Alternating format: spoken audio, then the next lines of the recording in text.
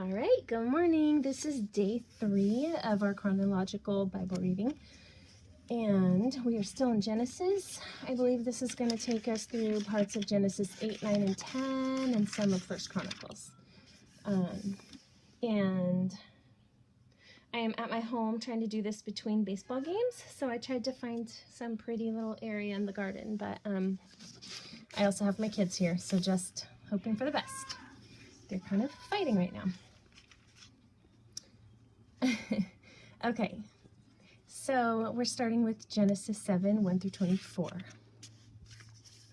When everything was ready, the Lord said to Noah, "Go into the boat with all your family, for among all the people on earth I can see that you alone are righteous. Take with you 7 pairs, male and female, of each animal I have approved for eating and for sacrifice, and take 1 pair of each of the others. Also take 7 pairs of every kind of bird. There must be a male and a female in each pair to ensure that all life will survive on the earth after the flood. 7 days from now I will make the rains pour down on the earth, and it will rain for 40 days and 40 nights until I have wiped from the earth all the living things I have created." So Noah did everything as the Lord commanded him. Noah was 600 years old when the flood covered the earth. He went on board the boat to escape the flood. He and his wife and his sons and their wives. With them were all the various kinds of animals, those approved for eating and for sacrifice, and those that were not, along with all the birds and the small animals that scurry along the ground. They entered the boat in pairs, male and female, just as God had commanded Noah. After 7 days, the waters of the flood came and covered the earth. When Noah was 600 years old, on the 17th day of the 2nd month, all the underground waters erupted from the earth, and the rain fell in mighty torrents from the sky. The rain continued to fall for 40 days and 40 nights. That very day, Noah had gone into the boat with his wife and his sons, Shem, Ham, and Japheth, and their wives. With them in the boat were pairs of every kind of animal, domestic and wild, large and small, along with birds of every kind. 2 by 2 they came into the boat, representing every living thing that breathes. A male and female of each kind entered, just as God had commanded Noah. Then the Lord closed the door behind them. For 40 days the floodwaters grew deeper, covering the ground and lifting the boat high above the earth. As the waters rose higher and higher above the ground, the boat floated safely on the surface. Finally, the water covered even the highest mountains on the earth, rising more than 22 feet above the highest peaks. All the living things on the earth died: birds, domestic animals, wild animals, small animals that scurry along the ground, and all the people. Everything that breathed and lived on dry land died. God wiped out every living thing on the earth: people, livestock, small animals that scurry along the ground, and the birds of the sky. All were destroyed. The only people who survived were Noah and those with him on the boat, and the floodwaters covered the earth for 150 days. Genesis 8, 1 through 22. But God remembered Noah and all the wild animals and livestock with him in the boat. He sent a wind to blow across the earth, and the floodwaters began to recede. The underground waters stopped flowing, and the torrential rains from the sky were stopped. So the floodwaters gradually receded from the earth. After 150 days, exactly 5 months from the time the flood began, the boat came to rest on the mountain of Ararat. 2.5 months later, as the waters continued to go down, other mountain peaks became visible. After another 40 days, Noah opened the window he had made in the boat and released a raven. The bird flew back and forth until the floodwaters on the earth had dried up. He also released a dove to see if the water had receded and it could find dry ground. But the dove could find no place to land because the water still covered the ground. So it returned to the boat, and Noah held out his hand and drew the dove back inside. The ice cream man's here. After waiting another 7 days, Noah released the dove again. This time, the dove returned to him in the evening with a fresh olive leaf in its beak. Then Noah knew that the floodwaters were almost gone. He waited another 7 days and then released the dove again. This time, it did not come back. Noah was now 601 years old. On the first day of the new year, 10.5 months after the flood began, the flood waters had almost dried up from the earth. Noah lifted back the covering of the boat and saw that the surface of the ground was drying. 2 more months went by, and at last the earth was dry. Then God said to Noah, "Leave the boat, all of you, you and your wife and your sons and their wives. Release all the animals, the birds, the livestock, and the small animals that scurry along the ground, so they can be fruitful and multiply throughout the earth." So Noah, his wife, and his sons and their wives left the boat. And all of the large and small animals and birds came out of the boat, pair by pair. Then Noah built an altar to the Lord, and there he sacrificed as burnt offering the animals and birds that had been approved for that purpose. And the Lord was pleased with the aroma of the sacrifice and said to himself, "I will never again curse the ground because of the human race, even though everything they think or imagine is bent toward evil from childhood. I will never again destroy all living things as long as the earth remains. There will be planting and harvest, cold and heat, summer and winter, day and night." Genesis 9, 1-17. Then God blessed Noah and his sons and told them, "Be fruitful and multiply, fill the earth. All the animals of the earth, all the birds of the sky, all the small animals that scurry along the ground, and all the fish of the sea will look on you with fear and terror. I have placed them in your power. I have given them to you for food, just as I have given you the grain and vegetables. But you must never eat any meat that still has the lifeblood in it. And I will require the blood of anyone who takes another person's life. If a wild animal kills a person, it must die. And if anyone who murders a fellow human being, and anyone who murders a fellow human must die. If anyone takes a human life, that person's life will also be taken by human hands. For God made human beings in his own image. Now be fruitful and multiply and repopulate the earth." Then God told Noah and his sons, "I hereby confirm my covenant with you and your descendants, and with all the animals that were on the boat with you, the birds, the livestock, and all the wild animals, every living creature on earth. Yes, I am confirming my covenant with you. Never again will flood water kill all living creatures. Never again will a flood destroy the earth." Then God said, "I am giving you a sign of my covenant with you and with all living creatures for all generations to come. I have placed my rainbow in the clouds. It is the sign of my covenant with you and with all the earth. When I send clouds over the earth, the rainbow will appear in the clouds, and I will remember my covenant with you and with all living creatures. Never again will the flood waters destroy all life. When I see the rainbow in the clouds, I will remember the eternal covenant between God and every living creature on earth." Then God said to Noah, "Yes, this rainbow is the sign of the covenant I am confirming with all the creatures of the earth."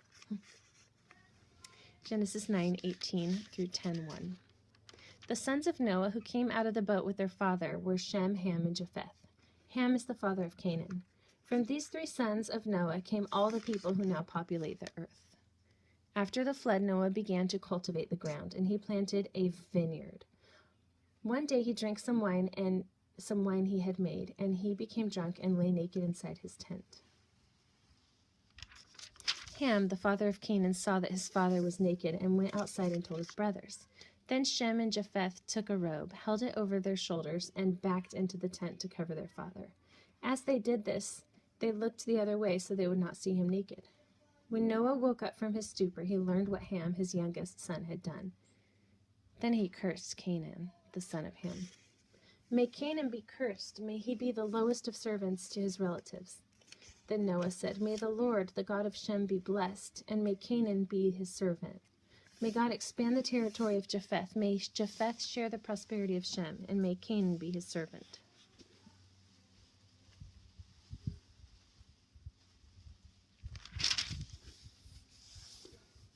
Noah lived another 350 years after the great flood. He lived 950 years and then died. This is the account of the families of Shem, Ham, and Japheth, the 3 sons of Noah. Many children were born to them after the great flood. Genesis 10, 2-5. The descendants of Japheth were Gomer, Magog, Madai, Javan, Tubal, Meshech, and Tiras. The descendants of Gomer were Ashkenaz, Riphath, and Togarmah. The descendants of Javan were Elisha, Tarshish, Kittim, and Rodanim. Their descendants became the seafaring peoples that spread out to various lands, each identified by its own language, clan, and national identity. 1 Chronicles 1, 5-7. The descendants of Japheth were Gomer, Magog, Madai, Javan, Tubal, Meshech, and Tiras. The descendants of Gomer were Ashkenaz, Riphath, and Togarmah. The descendants of Javan were Elisha, Tarshish, Kittim, and Rodanim.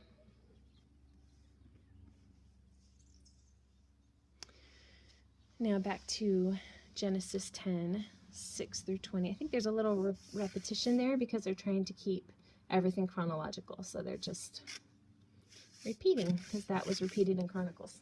Okay, Genesis 10, 6 through 20. The descendants of Ham were Cush, Mizraim, Put, and Canaan. The descendants of Cush were Seba, Havilah, Sabta, Ramah, and Sabteka.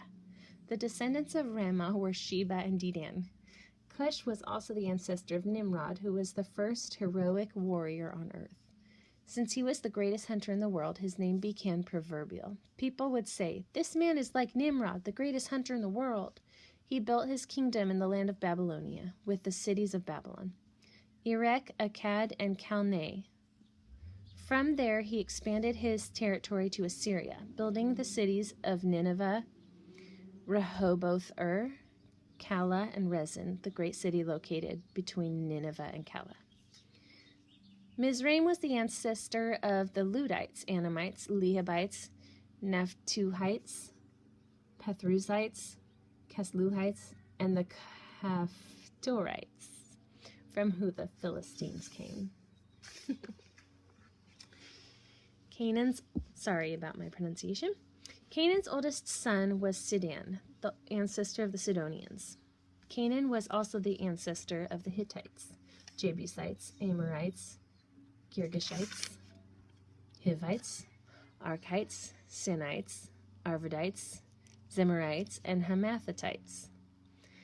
The Canaanite clans eventually spread out, and the territory of Canaan extended from Sidon in the north to Gerar and Gaza in the south, and east as far as Sodom, Gomorrah, Admah, and Zeboim, near Lasha. These were the descendants of Ham, identified by clan, language, territory, and national identity. And again, in 1 Chronicles 1, 8 through 16, the descendants of Ham were Cush, Mizraim, Put, and Canaan. The descendants of Cush were Seba, Havilah, Sabta, Ramah, and Sabteka. The descendants of Ramah were Sheba and Dedan. Cush was also the ancestor of Nimrod, who was the first heroic warrior on the earth. Mizraim was the ancestor of the Ludites, Anamites, Lehabites, Naphthatites, Pathrusites, Casluhites, and the Caphtorites, from whom the Philistines came. Canaan's oldest son was Sidon, the ancestor of the Sidonians. Canaan was also the ancestor of the Hittites, Jebusites, Amorites, Girgashites, Hivites, Archites, Sinites, Arvadites, Zemarites, and Hamathatites. Whew, it's a mouthful. All right. Back to Genesis 10, 21 through 30. Oh, I can't wait till we get out of the ancestral part. All right, Genesis 10, 21 through 30. Sons were also born to Shem, the older brother of Japheth. Shem was the ancestor of all the descendants of Eber. The descendants of Shem were Elam, Ashur, Arphaxad, Lud, and Aram. The descendants of Aram were Uz, Hul, Gether, and Mash. Arphaxad was the father of Shelah, and Shelah was the father of Eber. Eber had two sons. The first was named Peleg, which means division. For during his lifetime, the people of the world were divided into different language groups. His brother's name was Joktan. Joktan was the ancestor of Almodad, Sheleph, Azarmaveth, Shera, Adoram, Uzul, Diklah, Obal, Abimael, Sheba, Ophir, Havilah, and Jobab. All these were descendants of Joktan. The territory they occupied extended from Mesha all the way to Sephar in the eastern mountains. And again, in 1 Chronicles 1, 17 through 23. I just want to say ditto, but I'll read it. Because we know 100% Every word is important in the Bible. So here we go. 1 Chronicles 1:17 through 23. The descendants of Shem were Elam, Ashur, Arphaxad, Lud, and Aram. The descendants of Aram were Uz, Hul, Gether, and Mash. Arphaxad was the father of Shelah. Shelah was the father of Eber. Eber had 2 sons. The first was named Peleg, which means division, for during his lifetime the people of the world were divided into different language groups. His brother's name was Joktan. Joktan was the ancestor of Almodad, Sheleph, Azarmaveth, Shira, Hadoram, Azul, Dikla, Obal, Abimael, Sheba, Ophir, Havilah, and Jobab. All of these were the descendants of Joktan.